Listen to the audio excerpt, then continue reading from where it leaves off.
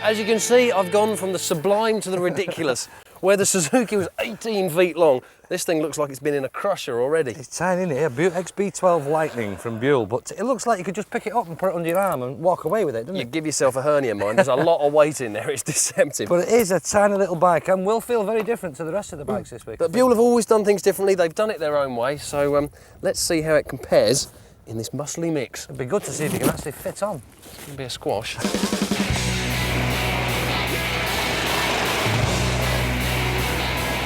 As with the smaller engine XB9s, the XB12s come in two versions, the sportier looking Firebolt and the rather harder looking Lightning that we've got here.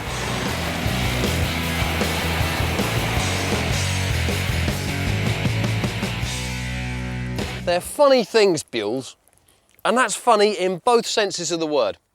Their looks alone make them funny ha-ha to plenty of folk, while the very fact that they're based around a Harley-Davidson motor makes them funny strange to just about everybody else. So before we go any further, let's get a couple of things straight. First, no matter what anyone in a Buell hat may tell you, that engine is nothing like a modern sports motor. But with that little lot out of the way, it is with pleasure I can tell you that the motorcycle in here is actually rather good. The short, sharp chassis means this bike turns very quickly and is actually surprisingly good on the track. On bumpy roads, however, be warned, it can become a bit of a slappy handful. Elsewhere, the bike's aggressive nature is backed up by that pugilistic styling, and those high flat bars at the front sit you right forwards, poised and ready for attack. The motor and gearbox guarantee this bike will never be a genuine sporting proposition, so the less pretentious XB12S here makes much more sense. There's not a whole heap of power available. In fact, there's only just over 100 horsepower in here. But even so, you'll be surprised at how quickly the big numbers come up on the dial. And once you've tuned into the Buell's way of thinking, I challenge you not to enjoy this motor. Styling, 7 out of 10. Some are going to want to give it much more, others much less. We'll sit in the middle. Performance, 6 out of 10. Can be brilliant when everything's right. Can be a bit finicky when it's not. Practicality, 6 out of 10.